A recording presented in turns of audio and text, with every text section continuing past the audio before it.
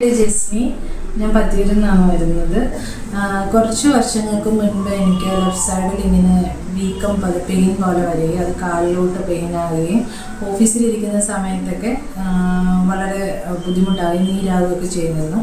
അങ്ങനെ ഞാൻ വർക്ക് ചെയ്യുന്നത് ഗൾഫിലാണ്. അപ്പോൾ നാട്ടിൽ വന്നപ്പോൾ ഹോസ്പിറ്റലുകളിലൊക്കെ കാണിച്ചു, ട്രീറ്റ്മെൻറ്റൊക്കെ എടുത്തു. പക്ഷേ ടാബ്ലറ്റൊക്കെ കഴിച്ചു, എന്നിട്ട് മാറ്റമൊന്നും ഉണ്ടായിരുന്നില്ല.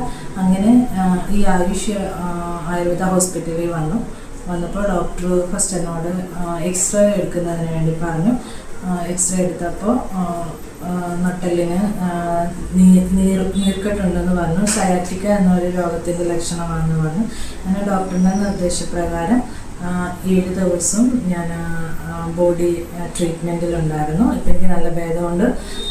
ഇവിടുത്തെ സ്റ്റാഫാണെങ്കിലും ഇവിടുത്തെ ഡോക്ടറാണെങ്കിലും എല്ലാം, ഇവിടുത്തെ അറ്റ്മോസ്ഫിയർ ആണെങ്കിലും വളരെ നല്ലതാണ്. അവർ നമ്മളെ ട്രീറ്റ് ചെയ്യുന്ന രീതികളും വളരെ ഫ്രണ്ട്ലി ബിഹേവിയറാണ്. ഒരുപാട്